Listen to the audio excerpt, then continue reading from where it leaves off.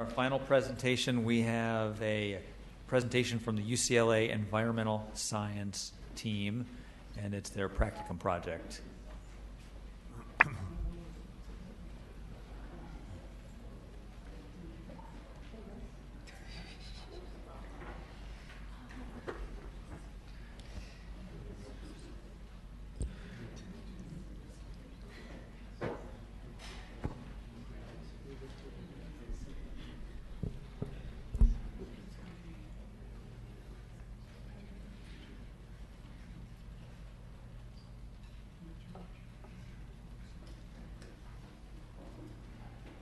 Do you have plans to introduce everybody that's on the team? Yes, I do. Great. Okay, so over the last 20 weeks, we've been looking at different methods to deliver carbon neutral electricity to the City of Hermosa Beach. And myself, Jessica Hampton, and David Limpoco will be presenting some of those key findings. And the rest of our team who worked on this project was Jessica Lay, Stephen Odom, Jonathan Ho, Francis Villanova, Adrian Salazar, and under the advisement of Juan Matute.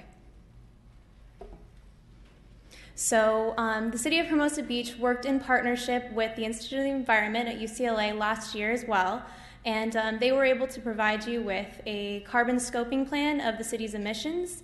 From their work, we were able to come up with the research question, how can the City of Hermosa Beach decarbonize its electricity? So we're going to be presenting some of those options to you and present our findings. So we were able to find an option for the City of Hermosa to reduce its emissions by 33% for just over $4 per household per month. And we're going to talk you through some of the details of this option as soon as we go through a little bit of our reasoning process.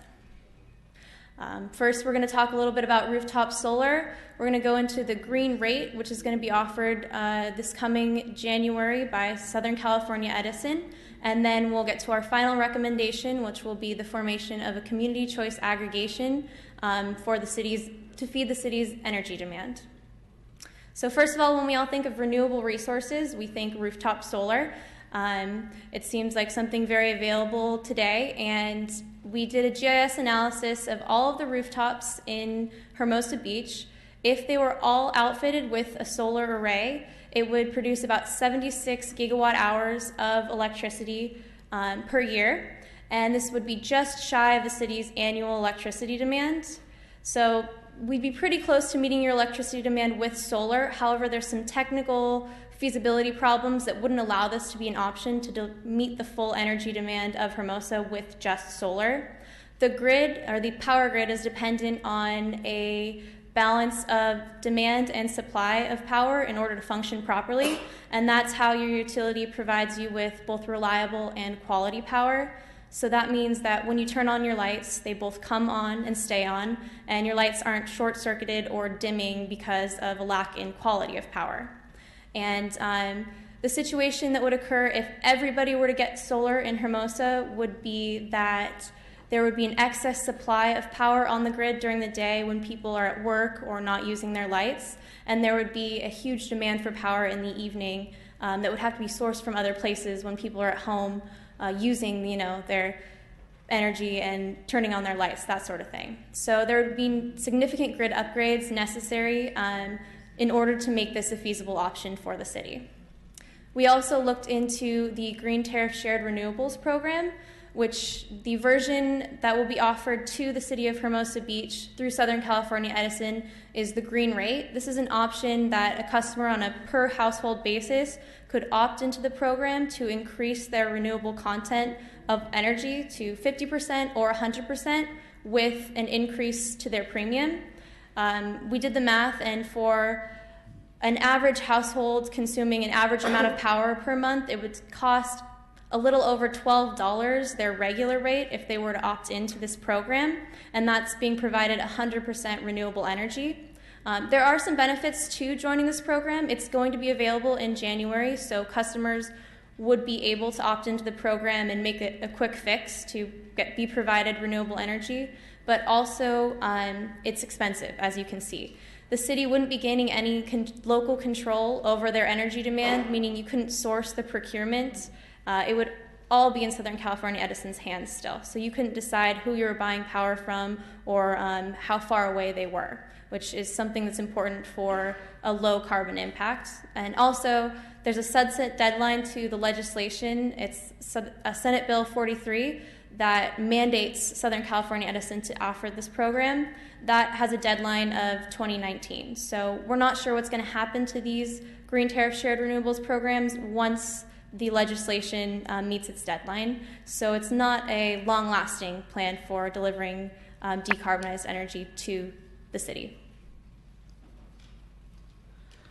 The third option we looked at was community choice aggregation. Community choice aggregation basically provides local government, such as yourself, the opportunity to procure your own electricity by skipping the independent power producer or skipping the energy utility and going straight to an independent power producer.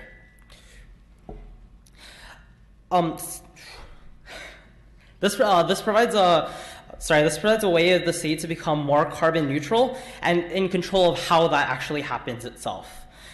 We looked at 3 community choice aggregation programs, 2 of which are currently active. The first one is Marin Clean Energy, and the second one is Sonoma Clean Power. The third one is an up-and-coming CCA, which is planned to be launched in 2015, called Lancaster Community Choice Aggregation. Up on the screen right now is a rate comparison of Marin Clean Energy and its energy utility PG&E. As you can see, there's 2 rates that the Marin Clean Energy provides. It's their 50% renewables options as well as their 100% renewable option. Their 50% renewable option, the light green option, is very competitive with PG&E's current program and provides a lot more renewable energies. Their 100% option is around $4 or $5 more per average household for the 100% renewable option. Another benefit of the enrollment into a CCA is that the enrollment itself. So Southern California Edison, their green rate program is only projected to have a 0.5% enrollment rate within that program itself, whereas if you look at Marin Clean Energy, they have an enrollment rate of 76.4%. This comes from a key difference between these 2 programs. A community choice aggregation program is an opt-out program. So essentially, when a community choice aggregation program is established within an area, all customers in that area are enrolled into the CCA program itself. Customers are then given the opportunity to opt out of the program if they so do wish. This eliminates one of the barriers, which is sometimes it takes a lot of effort to enroll into a program such as the Green Rate program or a CCA program, and customers and citizens don't have the time or the energy to want to enroll into it. So that's one of the main benefits of a CCA program. In order to create a CCA in a community, there are a few steps that need to occur. A lot of these have to be approved by the California Public Utilities Commission. The first step that we're recommending that the City of Hermosa Beach take is to create a feasibility study, which will assess the potential for a CCA in the community, something that we ourselves as UCLA students can't do. This is the timeline of establishment of a CCA. As you can see on your screen, Marin Clean Energy took a while between its feasibility report into the program launching, but Sonoma Clean Power and Lancaster CCA have a timeline that's much shorter. This is a key difference because Marin Clean Energy already explored the option, so a lot of these CCAs will be following their example and using a lot of what they have already. So creating another community choice aggregation won't take as long as it did in Marin. These are the costs of a CCA program. Just to launch the program, it costs about $1,648,000, which is quite a lot of money. In order to abate this, we recommend the creation of a joint powers authority between other like-minded cities who are going who will go for green procurement of green energy. We actually looked at many cities in our report, and those are in the full report. These are our top 5 cities that we looked at. These were chosen based off of their energy load, their their proximity to the city of Hermosa Beach, as well as how the city's voters actually voted, and how much they voted no on Proposition 16 and 23 from 2010. Proposition 16 would have made it a lot harder to start a community choice aggregation program, and Proposition 23 essentially went against would have suspended the Global Warming Act. So by voting no on these two propositions, and by how wide of a margin, can tell us a little more about how a city's citizens are more likely to join a CCA program. Creating a joint powers authority is very important within our recommendations because this abates the startup costs by spreading it out across multiple cities, as well as creates a larger load of energy. By creating a larger load of demand, this entices more independent power producers and makes it a lot easier to make contracts with them, creating better rates for customers within each of the cities. We've also looked at the suitable size for a joint powers authority as well as a CCA. These are Marin and Sonoma's loads in 2010, which is when they were both sort of established. These are considerably higher than just the city of Hermosa Beach alone. So in order to provide a much better rate for citizens, it will take a larger load, which would take the creation of a JPA. When a CCA is established within an area, there are two options for customers. Number one, they can opt out and return to service from the energy utility. And number two, they can actually upgrade from the base load, which in Marin was their 50% option, to their to 100% renewable energy through like an opt-in process. As you can see in the chart below, Marin Clean Energy's base program started at 27% renewables, and slowly in 3 years' time, it went from 27 to 33% to 50%. So there's a lot of potential for a CCA to eventually reach all customers to 100% renewable energies. But this is thought by factors such as that renewable energy is a little more pricey. So to keep rates competitive is the recommendation for a base percentage. These are the carbon emissions that can be mitigated through the creation of a CCA program. We use the enrollment rates from Marin Clean Energy versus like SoCal Edison's. In total, they would abate about 5,978 megatons more with the CCA program. Within a CCA program, there's a very important fact of public engagement because customers must be informed more.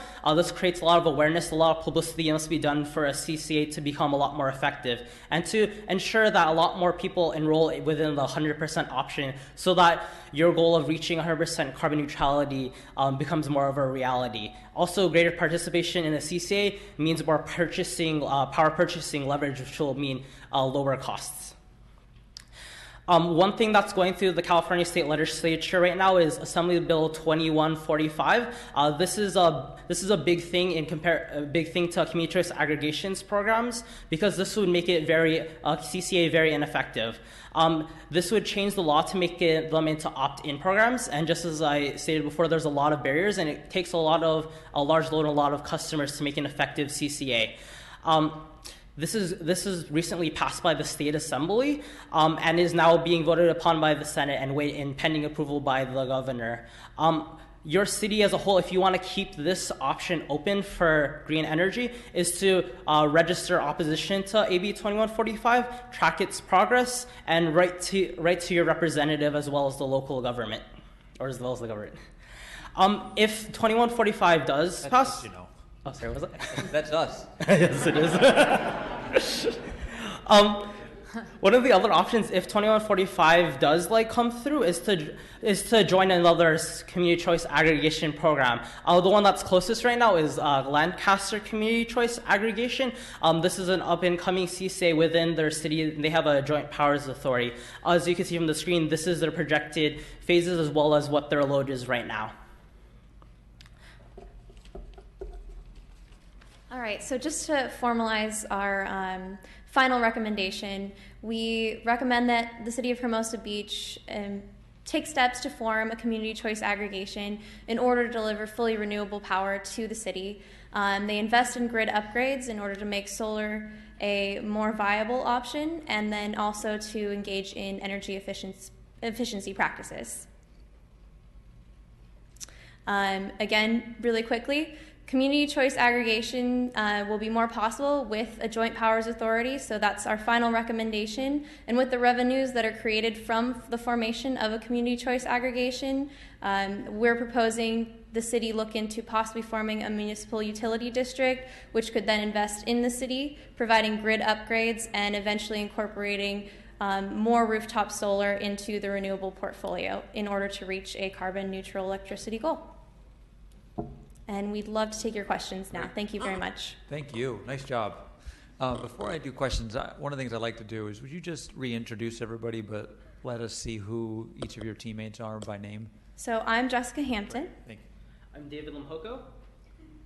Jessica, why don't you say it, and they can raise their name. Then everybody at home can hear. Adrian Salazar, Jonathan Ho, Stephen Odom, Francis Villanova, and Jessica Lay. Perfect. Great. Any questions of this team? Councilman Pengary? Thank you, Mr. Mayor. Thank you for the presentation. This is really great. I really appreciate it. I have two quick questions. One is you made several references to the Marin and Sonoma projects, or CCAs. And my question is, assuming from the name that these are county-size projects? Yes, that is correct. Some cities within them don't actually participate in the community choice aggregation projects currently. They're just waiting to see. As well as Marin Clean Energy actually has the city of Richmond, which is not in their county, included in their CCA. Okay. And then my next follow-up question to that is, based on the fact that these are the programs that you're presenting to us as viable options are bigger than Hermosa and your recommendation that we should be working with other cities, are you familiar, based on your research, of any CCA program for a city the size of Hermosa Beach, which is about 20,000 people, or is it just inefficient for us to even think about doing it on our own? And if we wanted to go down that path, we need to be talking to our neighbors first. Essentially, we would want you to look at other cities within the area. This is because it does entice more independent power producers. They're more able to give you cheaper contracts if you have a larger energy demand. So the city of Hermosa Beach alone wouldn't be able to create that demand, which would create higher prices, which would be pretty ineffective for a CCA. Okay. Thank you. Thank you, Mr. Mayor. You're welcome. Any other questions? Yes. Berrigan? Thank you for that presentation. I want to follow up to that. Do you have any idea roughly how many other cities or size of cities we would need to get on board to realistically look at an option like that here? Are we talking, so I see like on your little pie chart here that you have the top 5 candidates. And so would we have to get all of these 5, or if I see Inglewood is really large, so like if we just got that one, would it be sufficient? Or just to give us an idea of what we need to be working toward if we want to get this started. Essentially, let's go back a few slides. Okay. So combining those 5 cities would create a load that would be similar to Marin or Sonoma's. So we would recommend grabbing at least the bigger of those cities, as well as like reaching out to other cities within the area. It can't be done with like a very like smaller size, and it also depends on what a feasibility report would say. We can't say for sure exactly how much, how many. So that would be for more further research as well. Okay, and then the startup cost that you have there, is that the total startup cost that would then be divided with all the cities? Can you repeat the question again, please? Sure. So on the slide that I'm looking at, it's a pie chart, and it has the top 5 GPA candidates, and then in the corner it says total CCA startup cost, $1.7 million. So my question is that a total startup cost, the amount if we were to start up with all the 5 cities, and if so, would it then be split between the cities? Yes, it will be split between all the cities. Okay. So, like, for example, if you look at the pie chart, Hermosa Beach would have about 8% of all the consumption, so they would pay a little, like, significantly less than what the other cities with larger demands. Okay. And do we have any idea, have you heard of any other of these since you picked these cities, have you heard of any discussion in those cities about trying to move toward this? Because I think one of the hard parts for us is, for example, I'm not sure how closely we work with Inglewood, but my guess would be not very much. And so do you have any insight? Have you read any articles or anything that might tip us off that any of these cities are looking into it themselves so we could reach out to them? Not exactly. We were looking at the cities based on their proximity to the city of Hermosa Beach. We've also surveyed other residents and customers within like the city of the area of the South Bay. So there is some chatter around right now, but there has not been anything like official from each of the cities. So Hermosa Beach can take the first step in bringing this into the forefront. Great, thank you. Mayor Pro Tem? I'm fine. I think it's great. It's another way to get to our carbon neutrality. So, thank you. Great, I got a question.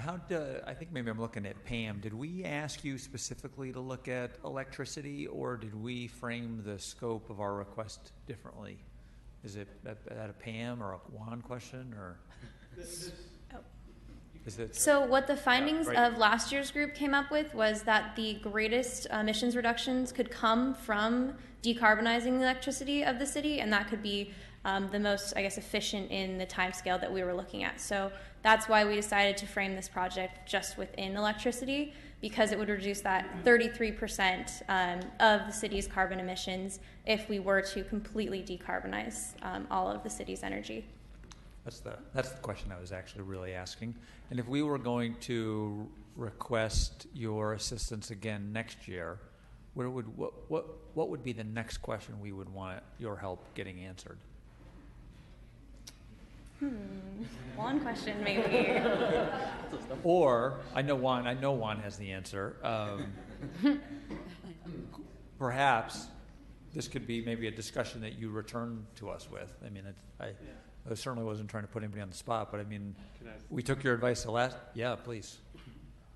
I think that the next question would be to continue to answer what was left with this project, which was what are the cities that Hermosa Beach could partner with to be able to form that joint powers authority. I think that's really the next step in being able to push the CCA project forward. So, Great. Could I just ask? Yeah, please. So I guess what I'm hearing is you would need, our city would need, our staff would need to hear from 3 people that this is something we're interested in, and we want the staff to come back with a report on how we could get started on this. And what I mean by that, I think it would start with reaching out to other cities to say, hey, we're looking into this. Do we have any interest? And trying to find, I think it sounds to me like the first thing we need to do is have an intent that we're interested in doing this. And then 2 is then going out and talking to cities and seeing if people want to partner up with us. Is that what I'm hearing? Yes, that is correct.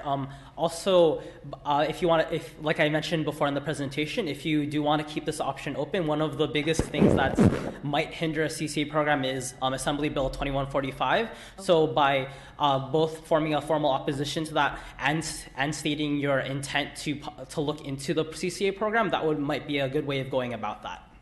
Oh, that's a great idea. Okay, so that's something we would take up under other matters, I suppose. I mean, or we could suggest it now. I think, I'd love to see you come back with 2145. Yes. With a discussion about 2145. And since this is already a part of our strategic plan, what's your plan, Tom, for next steps with regard to this proposal? Or work product, I guess, maybe for what you're saying. So our plan is to come back with a discussion on, I'm just checking our strategic plan, come back.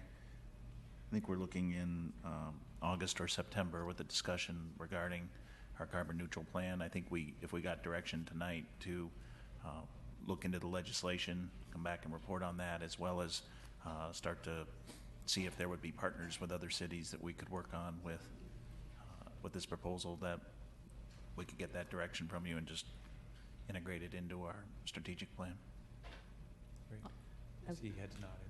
I would be Yeah, I don't think it, I think, I think that would be a part of great our- way to continue on. I don't know what maybe the staff could look at the timing of it all and see how quickly, because it sounds like it's already going to the Senate floor, so we should probably right. look at that and see if we need to just draft a letter or do a resolution on that. Mr. Mayor, do we Yeah. know where the League of Cities is on this legislation, 2145? California League of Cities? Have We they don't. If I may, Mr. supported Mayor. this? I believe we got a notice from them that the recommendation would be to oppose it. They're going to oppose it. Yeah, that's my recollection from the last email that we got from them. Good memory. Good. Any closing comments? Yeah, I just wanted to add that I will be presenting this work along with any students who are still in town next week at the Southway Cities Council of Governments Energy Efficiency Climate Action Planning Group. So there may be some interest there, and I'll relay that to the city. Okay, good. What date is that again? It's the 18th of June At what in the time? afternoon.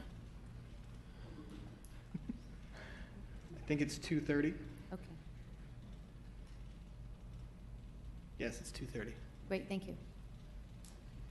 Anything else? Don't think so. Well, I've got something for, yeah? Go ahead. We just like to thank you for the opportunity to research this project. It really contributed to each of our senior years. Thank you for all your work. Yeah, no doubt. Hang tight. I want to present the certificate of commendation on behalf of my colleagues in the whole city. Hang tight. Cool.